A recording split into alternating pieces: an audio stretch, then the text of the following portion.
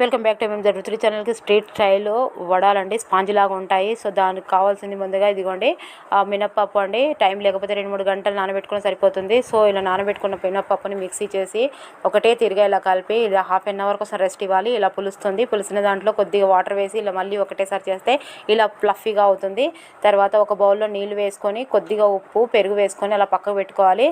తర్వాత నీళ్ళకు చేతికి కొన్ని నీళ్ళు రాసుకొని ఇదిగోండి ఇలా మనం టీ పోసే జల్లి ఉంటుంది కదా, సో దానిపైన ఇలా వడలు ప్రాక్టీస్ లేని వాళ్ళు ఇలా వేయచ్చు, లేదంటే ప్లాస్టిక్ కవర్ మీద కూడా ఇలా వేసుకోవచ్చు. టెన్షన్ పడాల్సిన అవసరం లేదండి, అది తప్పకుండా షేప్ వస్తుంది. ఇదిగోండి వేడివేడి నూనెలో వేసి మీడియం ఫ్లేమ్ మీదనే మంచిగా వేయించుకోవాలండి. తర్వాత అవి తీసి నీళ్ళలో వేయాలి. నీళ్ళలో వేసి ఒక 3 minutes వరకు ఉంచాలండి. తర్వాత అందులో నుంచి ఇదిగోండి ఇలా నేను వీడియోలో చూపిస్తున్న విధంగా తీసేయాలి. ఇక పెరుగు చిక్కగానైనా పలసగానైనా మీ ఇష్టం తీసుకోవచ్చు. దాన్ని పోపు వేయాలండి. జీలకర్ర, ఆవాలు, మినపప్పు, శనగపప్పు, కరివేపాకు, అల్లం తరుగు, పసుపు,